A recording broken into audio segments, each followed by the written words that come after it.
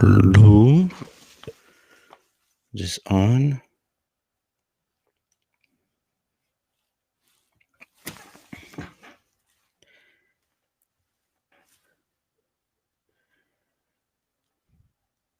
Let me see. Oh, shoot.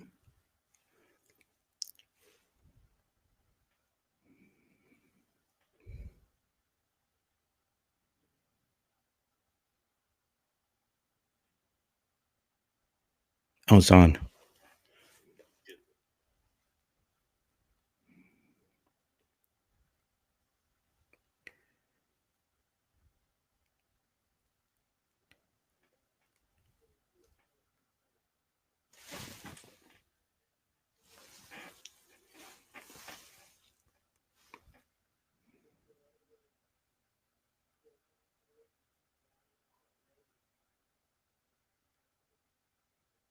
What?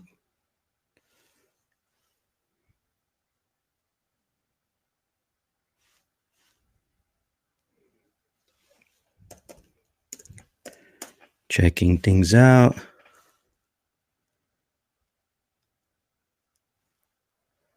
Oh, shit.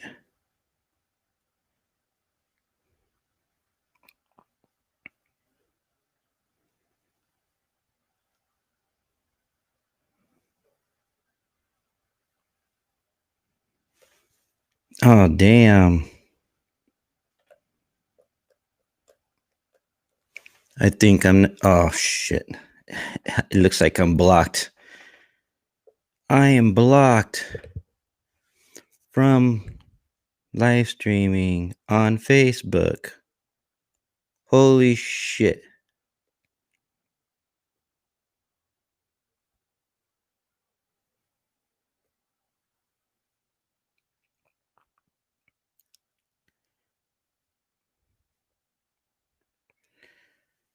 Oh, man, dude. What the fuck? Is somebody watching me? Where you guys watching me, from Facebook or Twitch?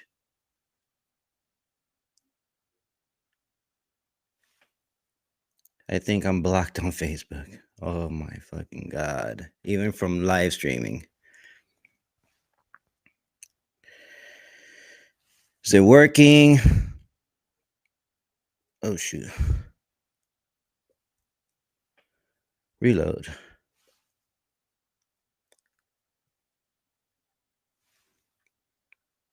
I'm gonna have to post my Twitch on Facebook.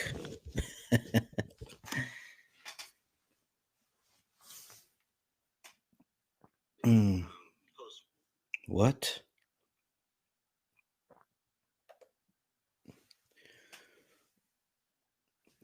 Anybody watching?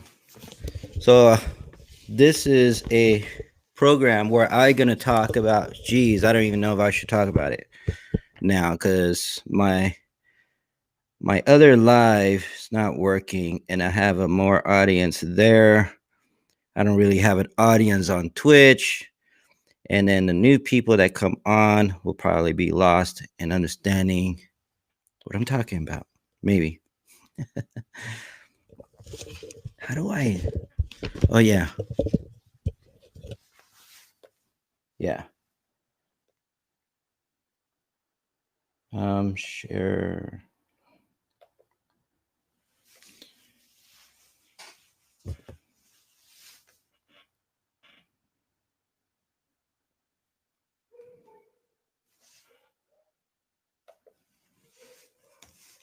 I'm on live.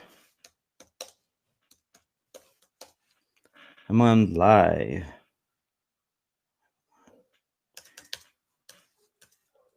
Twitch.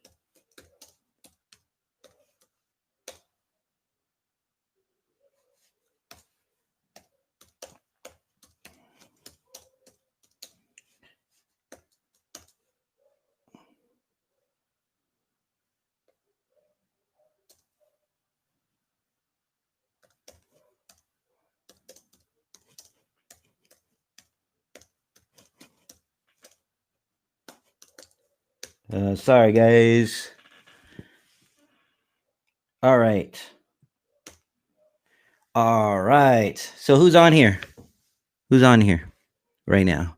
Just say hi, or you don't have to, I guess.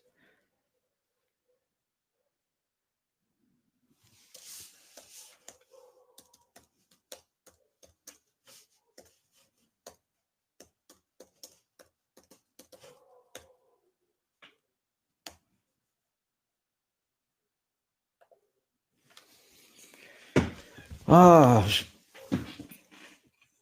crap. So yeah, so I'm gonna talk about how long. Damn, how long I've been on here already. So I'm gonna talk about um, four types of leftists that hurt leftist movement, and I'm also gonna talk about the Red Brown Alliance, fascist alliance. Okay, red brown, because needs to be talked about, because there's a lot of what you call uh leftists having really bad takes. Okay, a lot of leftists having really bad takes and actually sounding like they're defending fascists. So and this has to do more with the red brown alliance. um and then I'll talk about the four types of leftists, or people that create damage for the leftist movement. And these are like what you call vulgar socialists, vulgar communists, tankies, and anarchist lifestyleists, anarchists. These other three types, you can generalize them and call them, you can call them like flunkiest Marxists. And I would describe the differences, just give a simple idea on the differences and to understand what they are. Um, and then, but I'm going to start off with the Red Brown Fascist Alliance, and how you'll see certain people having talking points defending this fascist situation that happened at the Capitol, like literally defending. I literally see leftists saying, "Oh yeah, I support occupation of any government buildings and stuff like that." But that usually I see from the lifestylist anarchists. Like they're very disorganized. They can't process um, uh, what's going on, and it sounds like literal red brown alliance. Okay, red brown fascist alliance. Okay, and they're all fascists. Okay, this is one thing to know too. They're all fascists. Okay, high.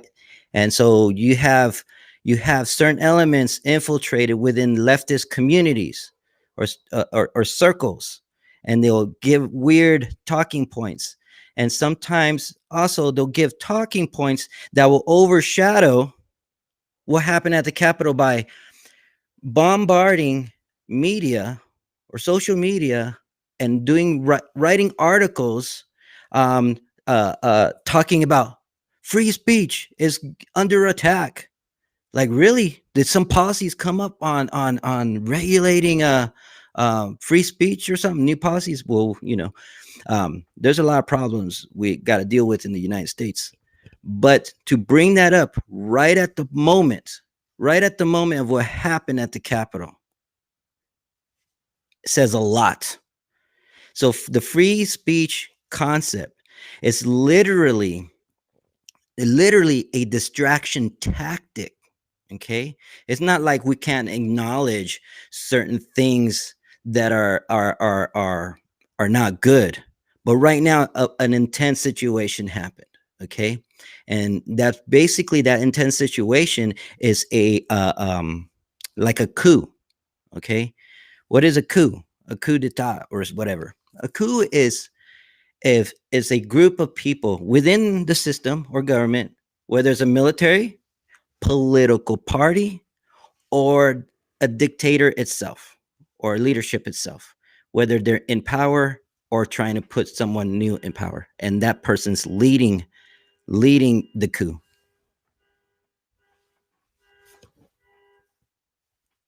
Oh shoot, that was some noise out there. Um, so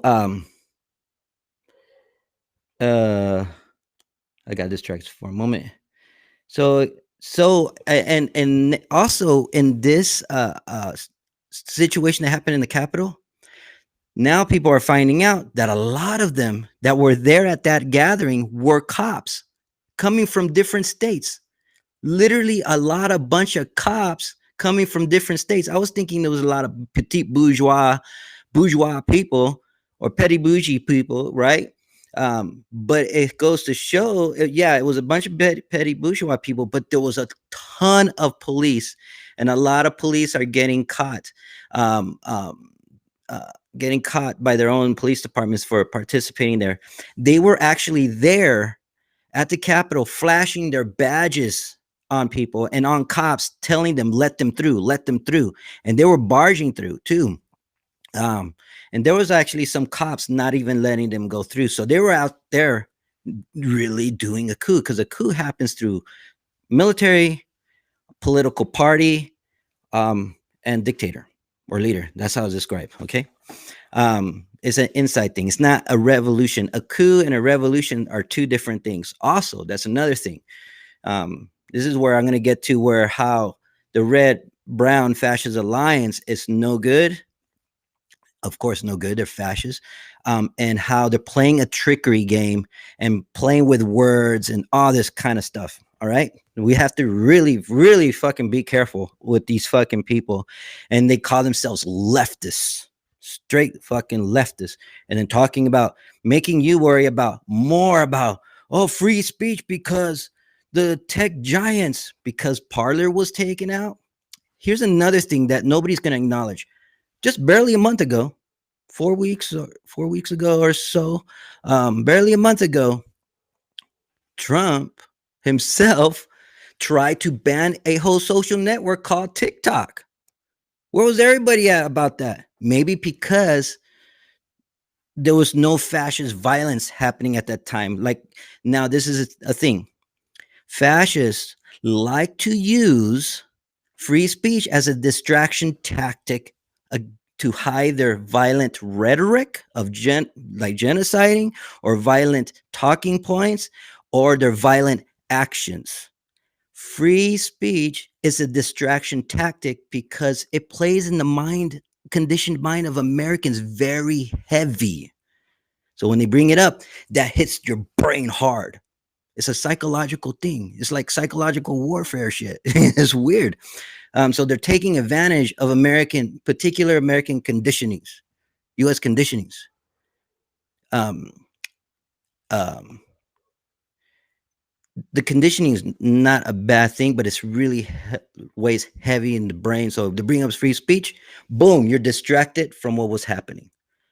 Okay, you're distracted. Now you're like so focused on articles, on tech giants, tech, and you're moving away from a fascist takeover. Now, how can you defend? How can any leftist defend any fascist takeover? Okay. Now, here's another thing. They go, oh, some people say it's not a coup because they're imagining flying bullets and all that stuff. Oh, like they take over with fucking tanks and shit. No, a coup doesn't happen like that all the time. One example is Bolivia. Bolivia was taken over without fucking shooting or anything. And Evo Morales stepped down because he did not want to extend the problem or give his people or his country more of a problem. So he stepped down and took off. But after the coup was taken over, guess what the cops did? Guess what the cops did after the fact they took over for a while? How long did they take over? Like a couple of months or something. They went after a bunch of indigenous people, beat them in the middle of the street. They went after indigenous people, shot them down because nobody was holding those cops accountable. Guess who was at the Capitol, taking over the Capitol? A whole bunch of fucking cops. Wow. God fucking damn. That's what I'm talking about. Why the fuck are leftists not aware of this? Or are they part of the fucking red brown fucking fascist alliance? So concerned with free speech, my free speech. What the fuck is that? Major fucking distraction, right? Major fucking distraction. That's what's going on. Free speech, we can talk about that later. But right now, we got something heavy going on. Okay? Heavy. If and here's another thing. I heard some leftists say, "Oh no, the eliminating of free speech is worse than dealing with these people because they're fighting the government." Or some weird, they'll have weird talking points. And also I heard another leftist, actual leftist, say the Democrats are taking over and that's not a good thing. We can't have the Democrats, the liberals take over. I go, what the fuck is going on here? All these talking points are fucking weird. This is what you call a freaking red brown fascist alliance trickery. Holy shit. Red brown fascism is rising more. First, we were dealing with the brown fascists the past 4 or 5 years, right? Brown fascists. Now there's this thing climbing, right? Climbing up, and it's a red brown fascist alliance. Because guess what? Where we live in? We live in an imperialist fucking colonist fucking country. Okay? A lot of people here are conditioned, heavily conditioned, even if they call themselves leftists. Because some leftists, I notice, a lot of innocent leftists get caught up into this fucking train or pipeline or whatever of thought pattern, talking shit about liberals. Yeah, I hate fucking liberals too. But then they start conflating the progressive with liberals too. Progressive is a whole different thing. And plus, they also have their own freaking caucus. So it's a whole different game going on. You know what I'm saying? Can't conflate these people. Actually, this red brown fascist alliance kind of relates with this force the vote mission, because the focus is mainly on progressives, like the squad, chanting fraud squad. This is an interesting mission. Okay, pull them out. Now keep the liberals in power. Help them fucking prove themselves right or something. It's a psychological fucking warfare shit going on. So it's like the force of vote thing is part of it, but I'll talk about that another time. Right now it's about the coup and how people are defending it also, and how they're defending it and how they're using free speech as a distraction tactic. Distraction tactic news. Okay? Free speech. Dude, it's like, what are you talking about? Did some politicians bring up some policies or a bill to start controlling the social networks or something? Are they going to do their overreach to control the social networks? I mean, Trump did. He tried to he passed an executive order, but it got stopped by the court, on Supreme Court, whatever that is. It got stopped. I think he tried to appeal it on the 28th, not too long ago. It's crazy, but nobody talks about that. TikTok can be taken out, but not Parler. Free speech. You see how that looks now? Holy shit. Damn, dude. These talking points are getting weird, and red and brown is showing its face. It's showing its face now. So there's some red fascist crazy out there amongst the leftists, and they're playing games. And they can have the same language. Oh, the liberals are liberals. All this weird fucking shit. They playing it. Now, there's people that create major damage for the leftist movement. There's 4 types of leftists. Okay, 4 types of leftists that does not help the leftist movement to grow, or they hinder or create stagnation within the movement. Okay, and these ones are called vulgar socialists, vulgar communists, tankies, and lifestylist anarchists. These 4 types help disrupt organization, or proper organization, proper thought within the leftist movement.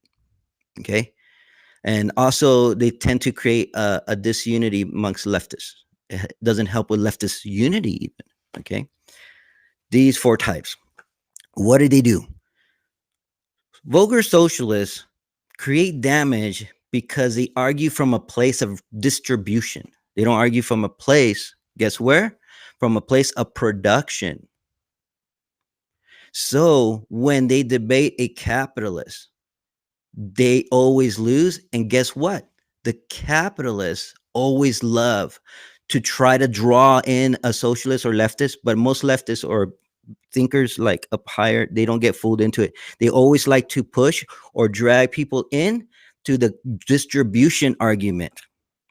First, we have to talk about production, workers' empowerment. Okay, not distribution. Like that comes later. That was within higher phase socialism. Okay, or communism. That comes later.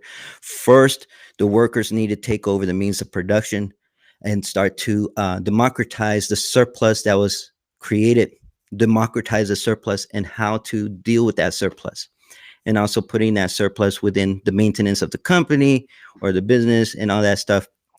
Put that surplus within medical, like different programs and everything. Okay. Oh, shoot. What is this? Oh, man. Okay, I'm gonna have to mute this, I think. How do I mute this? Is there a way to mute this? Oh no, it's not. I'm getting a phone call. Uh Hold on. I'll be back. Oh shoot. Okay, forget it. Um, it's all good. They hung up. So what was it again? Oh yeah, place of distribution. This is vulgar socialists. Okay, they can't fucking help the fucking movement. They always look kooky and shit.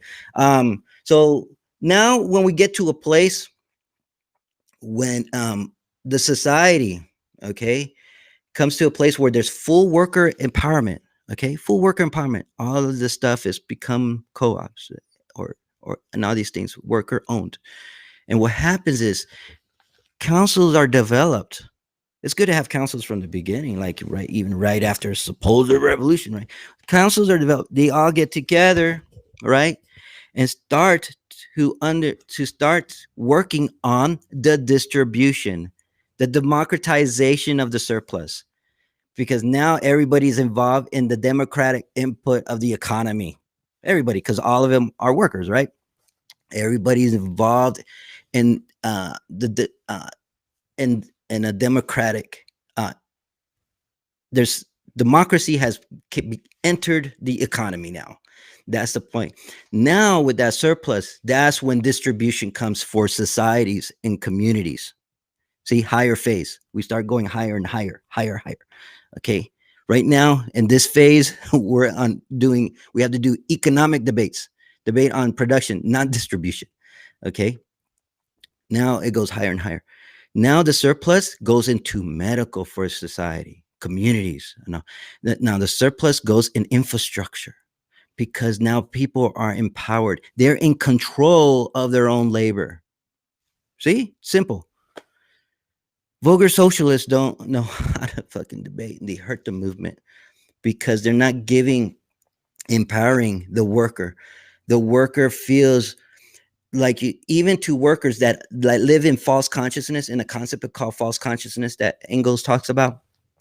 The worker don't want to still feel like they're being stolen from, right? So you first argue from a place of production, empower the worker, make them feel they need to take power back. From there, it grows. Then false consciousness starts to diminish. Then socialist goes higher and higher and higher. Socialism goes higher, higher phase, higher phase. You see, in false consciousness goes down, down, down, down. This is the part. Now, vulgar communists. Okay, what kind of damage do they do? Vulgar communists don't discuss distribution or production or nothing. You know what vulgar communists do? Make excuse after excuse after excuse after excuse for a state that that imposes certain tyrannical powers over people. Okay, Sometimes a socialist state does some good. Sometimes a socialist state does some bad, and they will defend it and defend all the bad stuff and keep defending it and keep defending it. If the socialist state don't have healthcare and stuff, they'll defend that too, just like China, constantly defending China. If states look at China, now I'm going to make an example of China about how a vulgar communist look like. So vulgar socialist and vulgar communist are two different things. I mean, I'm going to get into Tanky right after that because Tanky kind of falls under the category of the vulgar communist. Okay, so the vulgar communists, what they do is make every freaking excuse, even for capitalist markets, even to disempower the worker. That's a vulgar communist. Vulgar communists will stand by the state more than people and workers itself. Now, here's an example. China, when Deng came in China, Deng started decollectivizing the market and agriculture. Okay. And there was a lot of false media saying most people favor this decollectivization. Not true. And this decollectivization started, and I think around like 81, like I think 80, 81, between 80 to 82. So I don't know exactly, but around that time frame, decollectivizing everything. And then then the class gap started getting wider, okay, over time. And then people started feeling the effects, okay. When 1989 came about, the Tiananmen Square came about. The Tiananmen Square protests started happening. Guess what that protest was about? All vulgar communists have it wrong, and all U.S. citizens, whether they're leftists or not, right? All U.S. citizens think they were fighting for our freedom, like free markets and stuff. They got it wrong too.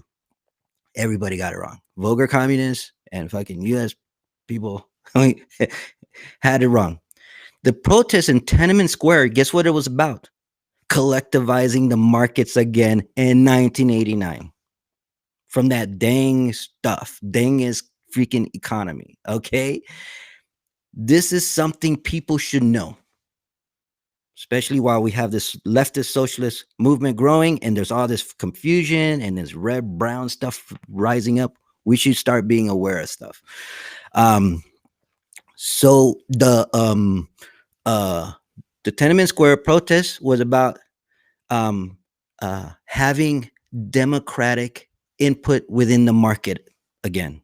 That's what it was about. And they were standing up against their own system, government, for that. And guess what? Vulgar communists will stand by the state no matter what and support what the state is doing because power and wealth. Weird, right? That's what you call a vulgar communist. They can't stand by the people. They can't stand by the workers. Not at all. That's a vulgar communist. They're lost. They forgot the goal. They forgot what socialism is by state propaganda or supporting a state that calls itself socialist. I guess it's socialist.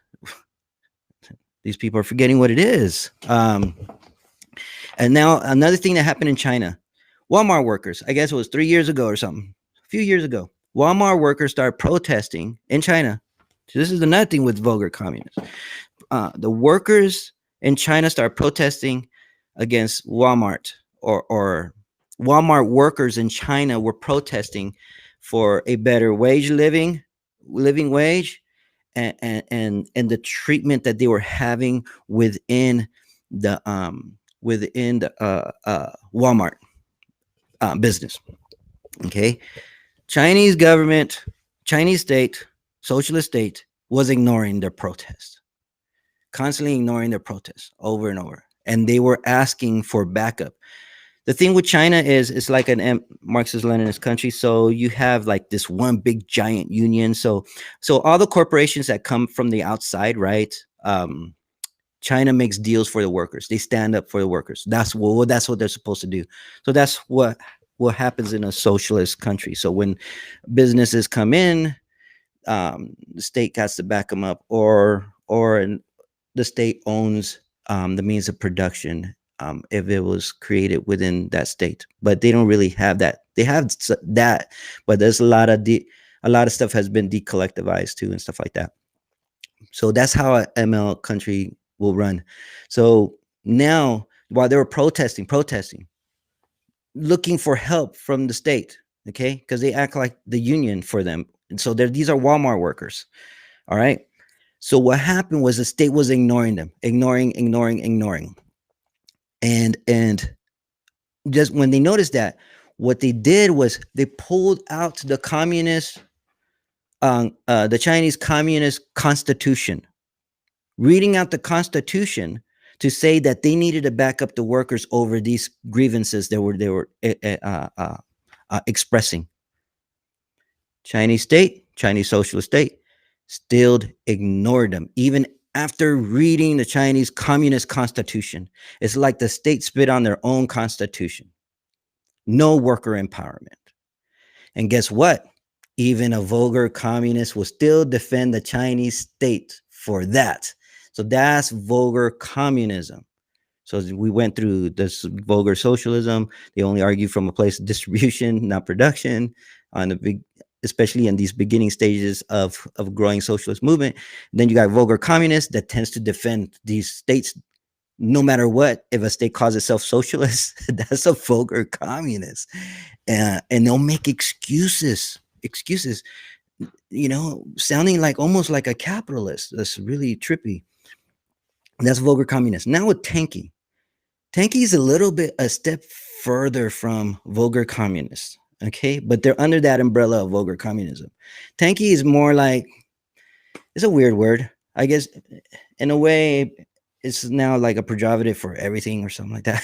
For a lot of, I guess, authoritarian top-down stuff, even for vulgar communists, it looks like these days. But there's a difference.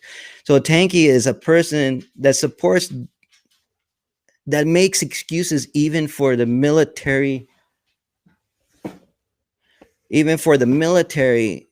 attack that happened in Hungary using tanks. When in Hungary, those were literally people or socialists wanting to take over their own nation again, worker empowerment. But they just go in and hit people with tanks, and that's where or use tanks against them, and that's where the term Tanky comes from, meaning like, oh, you'll defend them even if they just run people with tanks, So that's Tanky, simple. They're under that category of vulgar communists. They're making excuses because the state calls itself socialist.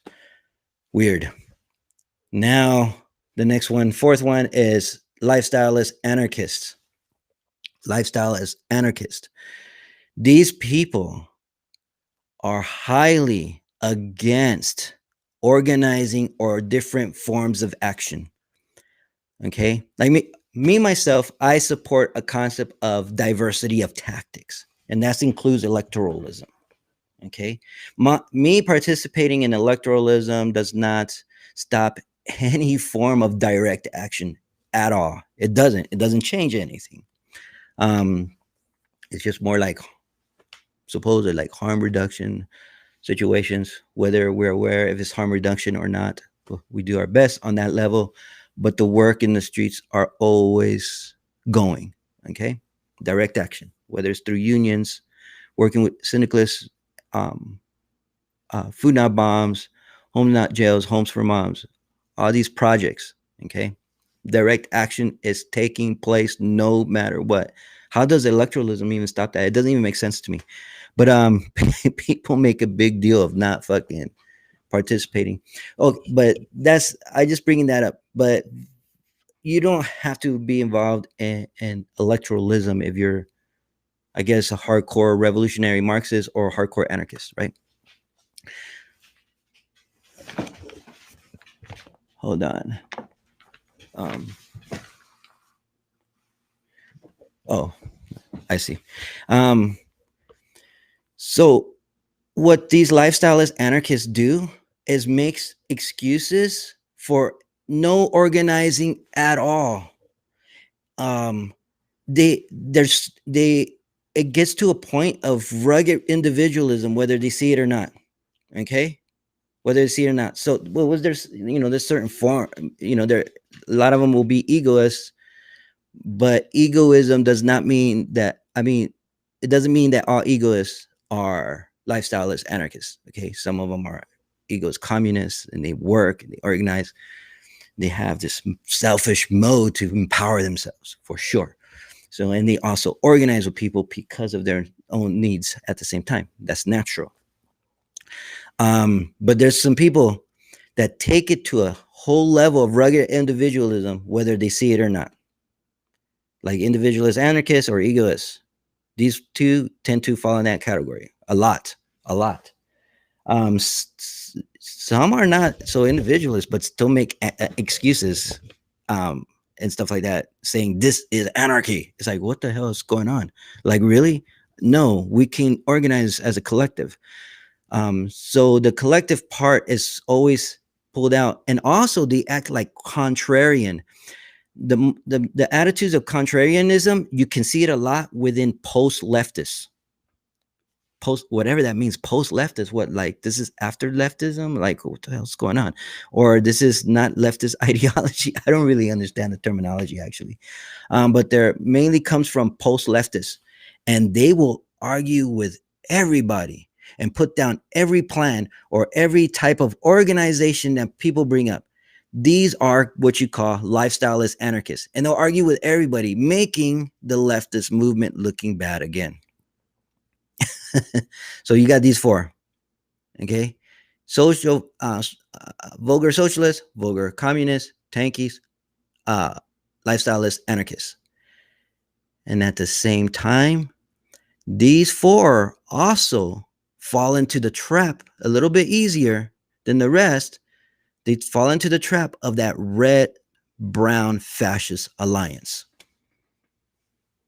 Because the red-brown fascist alliance know how to use different talking points that they are trapped in.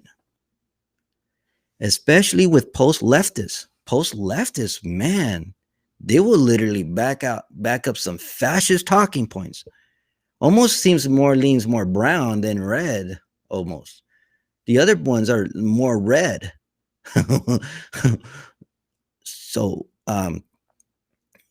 it gets pretty crazy.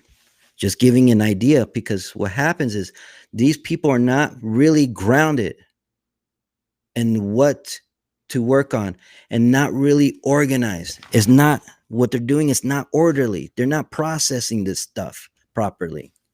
And you got things going on in social media. Everybody's all over the place. It's crazy. Like, sometimes people need to slow down and learn more, because the reason why socialism or leftist movement is growing, because people do have concerns. Students with debt, workers not getting enough to come up with. The cost of living is so high because the wages has not followed the production levels. When it goes up, when production goes up, more surplus, their wages has stayed stagnant. So the wages didn't follow production either, So people are having harder time living. And these businesses, is making costs go higher, because they say inflation, right? Or this and that. They make all these excuses. So everything gets more expensive. It's capitalism for you. There's no price controls or anything like that. So if they make excuses with inflation, why is not the worker worth more if there is inflation? But an apple is worth more, but the worker is not worth more. What the hell is that? You see? Capitalism makes excuses, but they will never, ever bring up that the worker is worth more even in inflation. You see? Economics. They don't even follow their own economics anyways. That's why a socialist is more consistent in the economic world than a capitalist. Literally. Those are one of the reasons. There's a lot. There's a lot. Um, yeah, I might have to, but yeah, there's a lot of stuff going on. There is a lot of red. I've been a more noticeable red brown fascist alliance showing its face. A lot of innocent people getting caught up in the problem and the propagandas of free speech because of Parler, or are they highly defending Trump getting banned? I mean, Trump getting banned, I just see it like, oh, they're treating him like any other fucking person. Oh, that's great. The president is on our level now. Fuck it. I don't know what they're defending. Is it Parler or is it the president? It's because he's only got a 2 week ban from Facebook. He's gonna keep posting. He only got a permanent ban from Twitter. Twitter been wanting him out, and the reason why he has a permanent ban there too. Anyways, this is what I'm assuming is that the permanent ban is there because as he mainly used Twitter. He didn't use Facebook. Twitter, what his quotes were hitting Twitter all the time, every day. He wasn't really using Facebook. Facebook only gave him a 2 week ban. So I think after 2 weeks, is he going to see him slam on Facebook now? I don't know how that's going to work out. We'll see what happens and stuff. But Parler was taken out. And it's weird how people freaking cry, but they can't acknowledge that they cannot acknowledge that Trump was trying to take out TikTok, the whole social network. I have a bunch of friends on TikTok, and they're like, "Oh, damn, he's gonna take out TikTok." You didn't hear all this major crying. The major crying come from the fascists. They're loud as fuck. Sometimes I wonder if leftists need to learn how to be loud like that. I don't know. Maybe we don't have to be loud like that. We're doing fine. People are struggling. The struggle makes us want to push forward. Either way, but this is why the leftist movement is growing more and more acceptance for socialism and all these things. But damn, he was trying to take out TikTok out.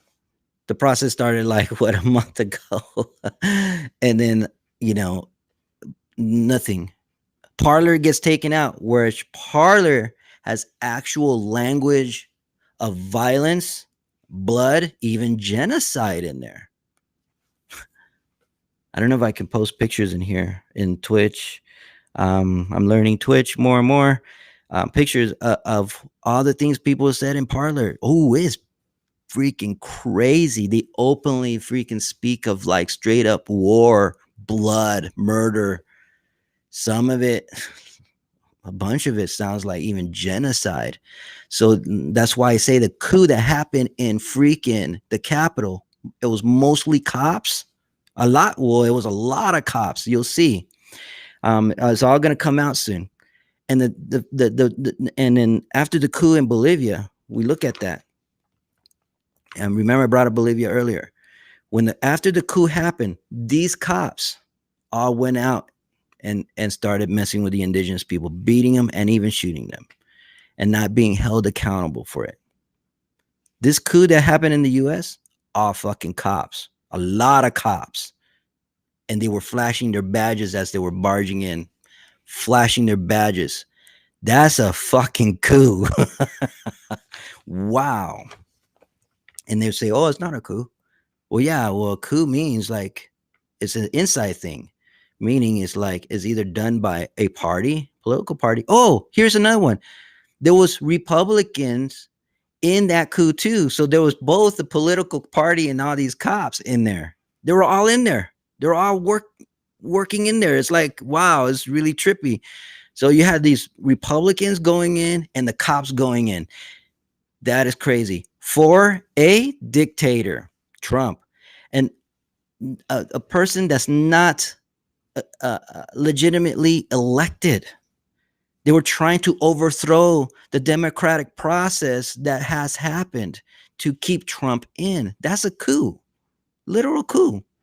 And people try to downplay it, especially seeing leftists doing it, downplaying it, saying, "Oh, um, I I don't stand against anybody that occupies government buildings and saying all kinds of different weird stuff that could sound very lefty. But this straight up red brown fascist talking points, a pipeline, dog whistles, even not cool, not fucking cool. Wow. So they want fascists to take over, and then all these cops start popping people. Okay. They want to over fucking throw the BLM message. Holy shit, dude. What the fuck is wrong with people, man? So I just wanted to bring that out. I'm going to stop talking. That way I don't get stuck on here forever and ever and ever. I may come back on here on Twitch a lot more often too. And I'm on other social networks. I don't even know if I'm on YouTube right now and Periscope at the same time.